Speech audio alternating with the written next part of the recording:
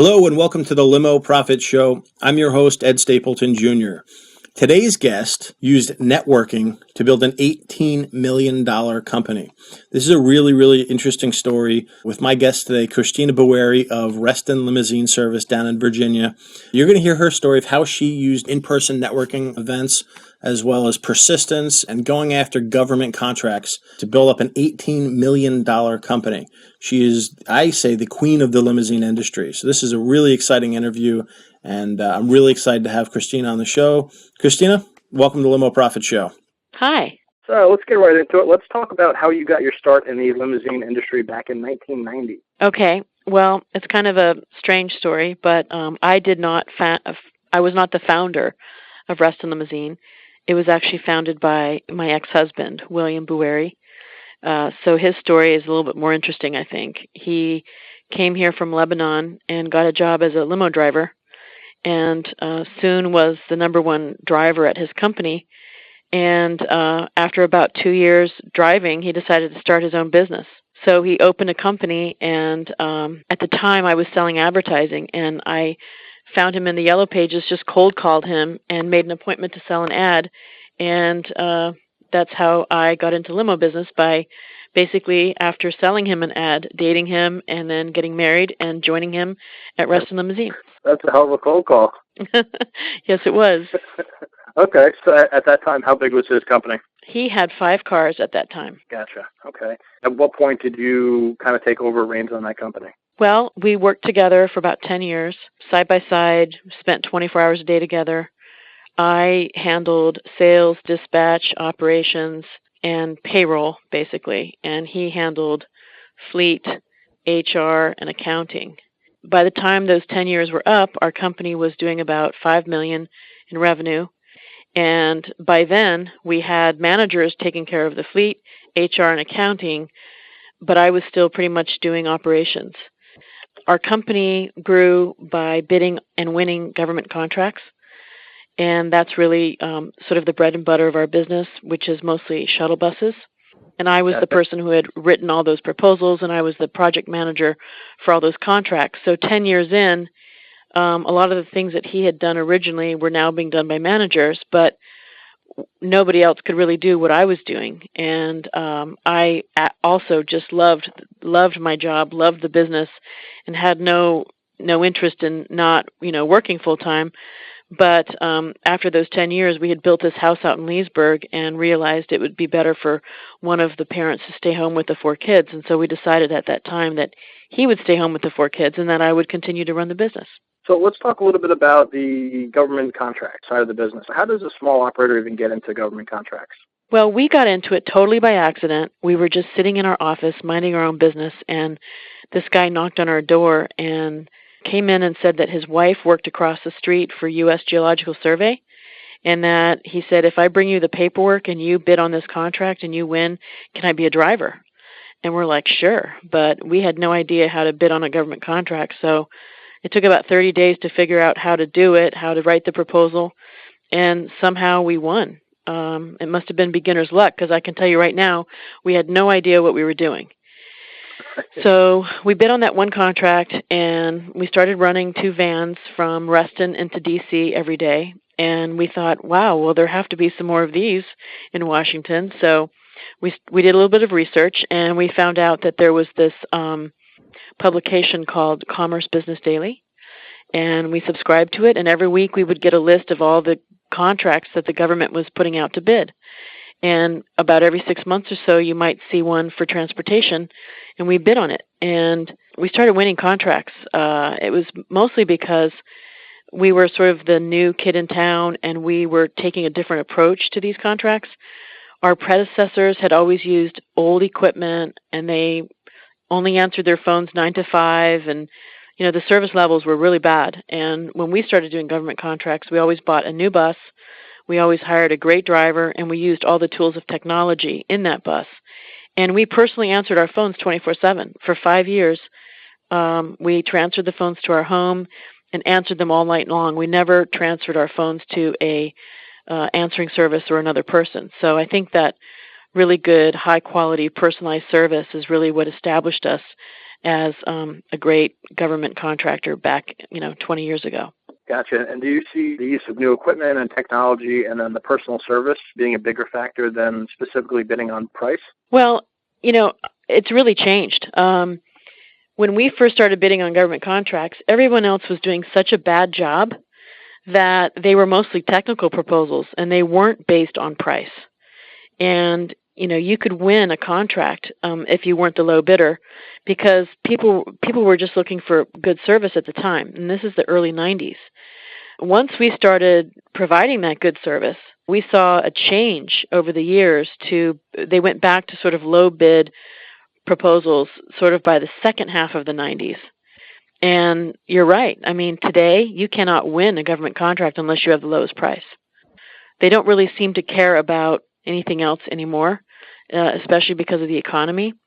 And most of the companies that are winning those contracts today, which I cannot even bid on because I'm not a small business anymore, most of the companies that are winning are buying very, very inexpensive buses. And I can't imagine that they're really, providing the service levels that we used to provide. Gotcha. And was most of that contract work, and even to this day, is it mostly bus work and shuttle work, or is there sedan and SUV work in there as well? The only work we've ever had is bus work. What they mostly do for sedans is the government will buy sedans and they will hire just drivers. And then they'll have what they call a motor pool. So we haven't personally ever seen any contracts for sedans or SUVs. Gotcha. And the sedan work that you guys do, is that coming from corporate or retail work, or is it both? It's pretty much corporate. I would say my company is 90% corporate. And how are you getting that corporate business? Let's actually go back towards the beginning and really focus in on life as a small operator. How were you going out and getting corporate business? Well, we had a contract at the time with the Hyatt Regency Reston, and our office was like right behind the Reston in the same sort of town center. And I have to say that having a contract with that Hyatt when Reston was sort of an up-and-coming place was instrumental in getting us a lot of business. In fact, the name Reston gave us a lot of business because Reston, Virginia is sort of the Silicon Valley of the East Coast. It's where, Microsoft and Amazon and Yahoo and all these companies have satellite offices. So just the name itself was a great way to get business. When people heard that there was a Reston limousine, they gravitated towards our company. At the time, we also had a full-page ad in the Yellow Pages. Okay. But I would also say that more than 50% of our work came from referral. We did a really good job, and I still believe to this day that all you really have to do in our industry to win business is to do a good job and get word-of-mouth referrals. Gotcha. Is there anything you do to help push the word-of-mouth marketing? Is there any referral systems you actually have in place besides just hoping that people will do the right thing and recommend you to their friends and family? Yeah, we don't really have a referral system in place. Social media obviously is a very powerful way to grow your business, and we have been very successful at that. Everywhere I go, people say they get my emails and they see me.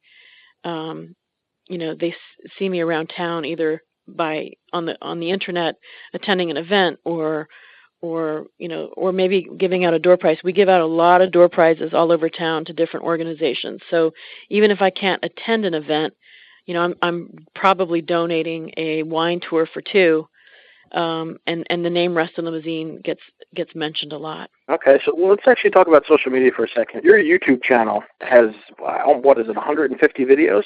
Probably. I try and do about 3 videos a month. What do you say in these videos? What's the message you like to get out? What do you actually do with the video? Do you email it out to your list? What are you actually doing with the videos? Okay, well, along with Reston Limousine, I also host a monthly networking lunch for women.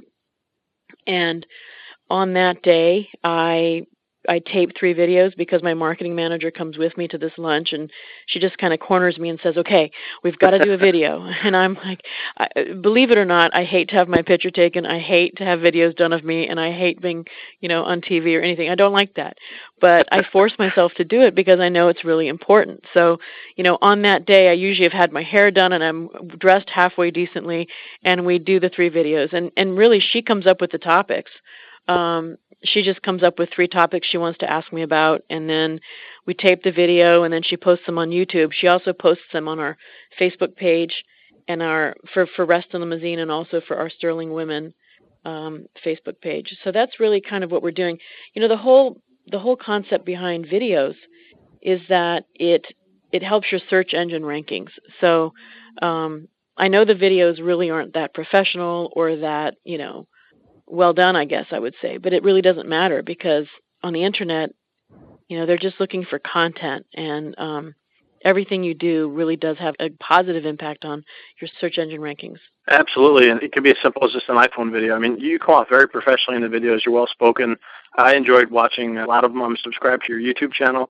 I think any video content that an owner could put out will benefit their company, as long as it's not them out boozing on the town or something like that. But just anytime they, talk in front of their vehicle or talk with a chauffeur or talk with a client, anything like that is great content for YouTube. Bottom line is people want to do business with people that they know. Exactly. And when somebody can watch you on video and read about you online and they hear about your company, they're going to gravitate towards the company that just seems more personal.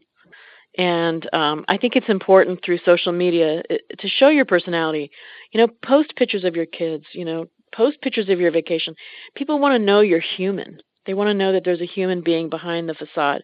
And, that's really what's going to make customers want to do business with you. That's great. It's more often than not you see about pages that are, our company's been in business this amount of years and we do this type of corporate business, and far too few of us put real pictures of us and real pictures of the family and talk about who we are as people, and not just, like to be quote unquote like corporate limousine service. So it's nice to see that people are putting themselves out there. So tell me a little bit more about the Sterling Women Networking Group. Well, I wish I could say it was my idea, but it wasn't. And it happened about 5 years ago. I had this woman working for me. Her name was Kristina Bouweiri, and she started out as my assistant. And I was taking her to networking events whenever, maybe I was speaking and I needed someone else to man a table. And I noticed she was really, really good at networking. So I said to her, you're so good at this, I think maybe I should promote you to just network for me, and I'll get someone else to be my assistant. And she was really happy because it really is her natural personality to be out meeting people and talking to people. And about 6 months later, she said, Kristina, you send me to 30 events a month, and about 8 of them are for women. She said, you could save a lot of time and money by doing your own event and not sending me to 8 events. And I said, oh, no way, I can't do it. That's way too much work. And she said, I'll plan the whole thing. All you have to do is show up. And I said, no, this just is too stressful. I don't want to add that to my list of things to do. And finally, she talked me into it. So we scheduled a lunch in August of 2008 right here in Sterling, Virginia. That's why we call it Sterling. And we thought, maybe 40 people would show up. And 80 ladies came to that lunch. The next month, we had to move it to another location because it got bigger. We had 100 women the following month. The month after that, we got 150 women. And by Christmas, we had 200 women coming to our monthly lunch. Now, if you remember, that was 2008, and the stock market crashed, and I had to lay off 7 people, and I had to lay off Kristin because I just couldn't justify having someone work for me that was just networking, And so I was thinking about canceling this lunch, but the people that go to the lunch were like, oh, no, you can't do it. You have to keep doing it. So now it's been 5 years, and I've done 5 of these lunches, and 5 years worth, 60 lunches. And it's really grown into, it's got a life of its own. It is, I get more PR for the lunch than I do for Reston Limousine. I have 8,000 women in business in my database. And, I get $2,000 checks in the mail from people that want to sponsor my lunch, and I've done nothing to promote it. All I did was create a website and automate the registration and leave it alone, and it's grown by itself. So for me, as an owner of a limousine service, it's really just sort of another PR thing for me to do. It's a way for me to get in front of people and hear my name, and we give out door prizes for Reston Limousine at the lunch, and it's really a way for me to help other women in business and showcase women in business. So it's just been a win-win. Teach me how to network. If I'm a new operator or a small operator, and I get nervous in front of people, and I hate meeting people at new groups, kind of give me some advice on how to break through that and help me meet people in networking situations. Okay, well, there's a couple of things you have to know. That one of them is that the first 10 years I was in business, I never did any networking. I never left my office. I was still answering phones, taking reservations. I was really hands-on and didn't think I had the time to network. So my company went from 5 cars to about probably 80 before I ever broke away to network. So I don't think people should feel like they're alone if they're not doing it, because I know what it's like to own a small limousine company and how you're wearing a lot of hats, and sometimes you don't feel like you can be out of the office. But if there was one thing that I would do differently with everything that I know now, I would have found a way to get some networking into my schedule, because I really truly believe that networking has tripled the size of my business. So when my ex-husband left the business, we were doing $5 million, and now 10 years later we're doing $18 million. So networking really is what I attribute that growth to. And what I would do if I was a small operator is I would take myself out of a lot of the sort of daily routines, like definitely not take reservations. Because if you take reservations, you have to be there when the customers call back, So that's one thing you should really delegate and hire someone else to do, because, you can get someone to take reservations for a fair salary. And that's not something I think an owner should be spending their time doing. And I would take a friend. If someone doesn't feel comfortable networking, they should just take a friend with them and ease into it. I mean, it wasn't easy for me either. I remember I used to sign up for a lot of different events, and then, the day of the event, I'd start dreading that I had to go. And then when I got there, I'd walk into a room of 200 people I didn't know, and I would just feel awkward. And, what happens over time is you meet people, you make friends, and, sooner or later, networking turns into just sort of showing up at a party, because you've made connections, and there's going to be someone you recognize at everything you go to. You just have to get through it, sort of a difficult time in the beginning. And so if it's easier, just take a networking buddy, like a friend who owns a similar business to ours, like maybe a florist or a caterer, or, someone in your circle, and take them with you and until you make some friends. That's great advice. Do you find for a small operator there's like a prime number of events they should be attending a month? I would say for a small operator who's still very hands-on, I would probably try and go to 1 or 2 events a week. So maybe Gotcha. 4 to 8 events a month. Gotcha. And do you bring, how do you dress for these events? What do you bring with you? Just bring a business card? Kind of give me the lay of the land for a networking event. Yes, I mean, I would say you should always overdress. If you don't know if it's formal or business attire, wear business attire. I really think it's better to be safe than sorry. And in general, at networking events, you should always be in business attire and take lots of business cards. But, not be too pushy and not try and, get to know everyone in the room. It won't look authentic if you do that. You really sort of have to take it easy and have people want to meet you. And, the best kind of networking to do is really to join a chamber.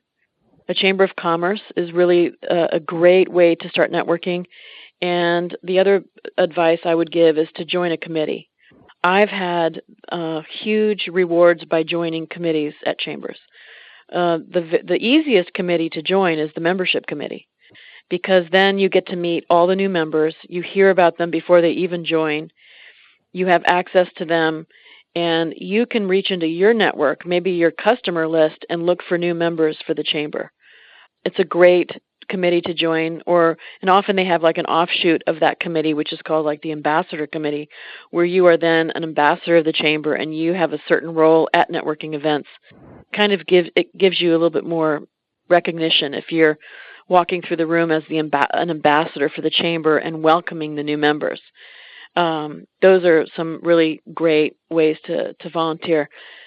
So just by being on some committees, I want to tell you some of the great things that happened to me. Like my very first committee meeting or committee volunteer effort was with a membership committee for this organization called the Committee for Dulles. And there was a banker on that committee, and there was actually a guy from a very similar business.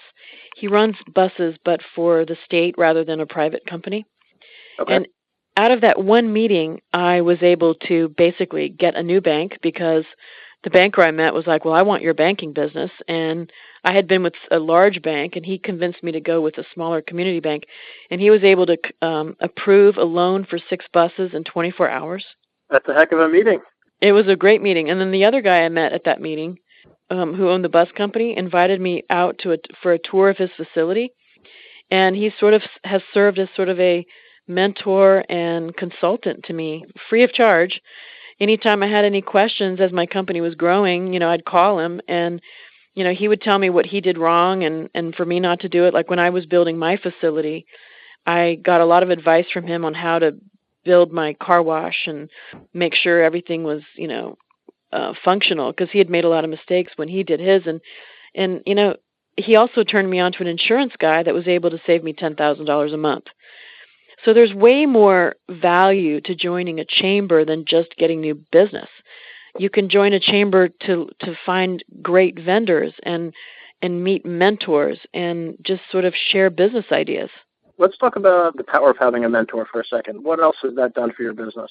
Well, I consider a lot of the people that I've met through networking great mentors. And just so you understand sort of my level of networking today, it morphed from, 10 years ago, just, sort of sticking my foot into it gently and going to some chamber events.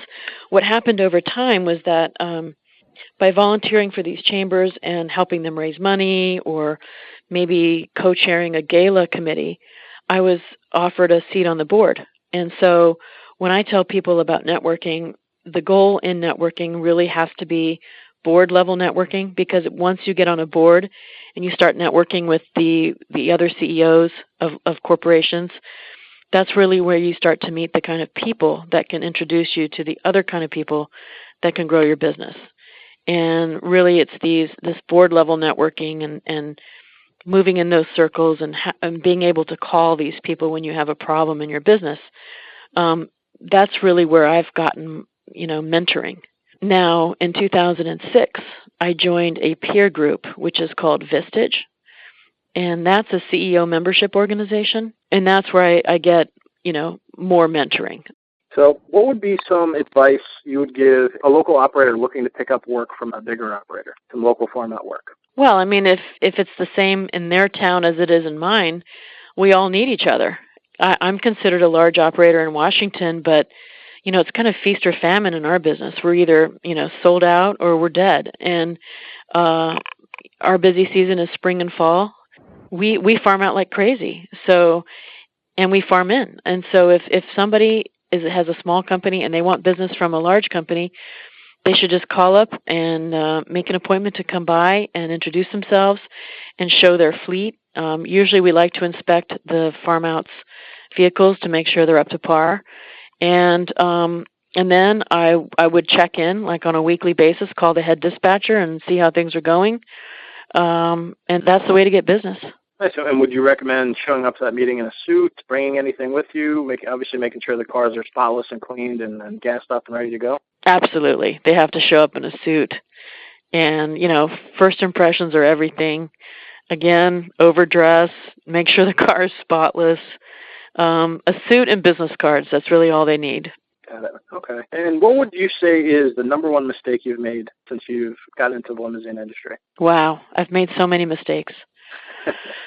That's a great question. I don't really know where to begin. I think sometimes, when you're an entrepreneur, especially someone like me, I don't have a background in business, and I have a degree in political science, and so made a lot of mistakes. We hired the wrong people. We tried to be, I think, trying to be the solution for everybody, trying to, we were so hungry and aggressive for business that sometimes people would come to us with this concept and, we would jump in and say, yeah, we can make it work. And then, after 6 months, we would realize it wasn't profitable. Just to give you an example of that, I would say, airline crew transportation. So here I am, a bus company, mostly. I mean, I do have limousines and sedans, but really our bread and butter is our bus business. I have over 100 minibuses. And, I always thought, well, I should be doing crew airline transportation. And when I tried that line of work, I failed miserably. And I realized you can't be, I really feel like you have to have a niche and you have to be really good at that. And it's hard to be really good at, everything. You sort of have to narrow your focus and be good at one thing. When I say that, I mean, we're still really good at weddings and we're good at wine tours and we're good at charter, but, the airline crew transportation business is a whole different animal, and we weren't good at that. All right. Any other advice you'd offer a newcomer? Well, I think the best advice to offer the newcomers is to make sure they answer their phones 24/7. And, if they can't do it personally, they should have someone else do it, because I think that customers really, really love that. And, make sure they always do a great job, because really all you really have to do in this business to grow is to do a great job, have clean cars, know where you're going, and it's word of mouth advertising. The CEOs that are in your car are going to refer you to all their friends, and it's just going to keep growing. So Right. Always do a good job, and it'll come. Okay. And one last question before we wrap up. Do you have any cool tips or tricks or strategies or anything like that? Like, what's your go-to strategy, or give me something cool. One last piece of advice. Well, I think you have to think outside the box, and you have to find something to promote that other people aren't doing. And there are so many times in our last 20 years in business that we did things that nobody else was doing. Like, for example, we used to run a tour into Washington out from out here in the Dulles corridor where our office is, and no one else was doing it. And that ended up being a fantastic revenue stream for us. And then you have to sort of reinvent yourself every so often doing the wine tours. I have to tell you, we do more wine tours than weddings now. And weddings is still a big part of our business. So, we thought wine tours would be a great way to get our buses moving on the weekend. And that has been fantastic. It's a lot of work to set up a new revenue stream like that. And you have to do it right and go out and visit the wineries and do your homework and research and create good packages. But that's been wonderful. And we also do these shopping trips to New York. We do Girl Scout trips to New York. I think, thinking outside the box, being really creative, creating a pretty big database of email addresses and staying in touch with your customers. I think that would be my best tip. Got it. I like it. This has been great. Thank you very much, Kristina. You're so welcome. Thank you very much for your time. I appreciate it. Thank you so much.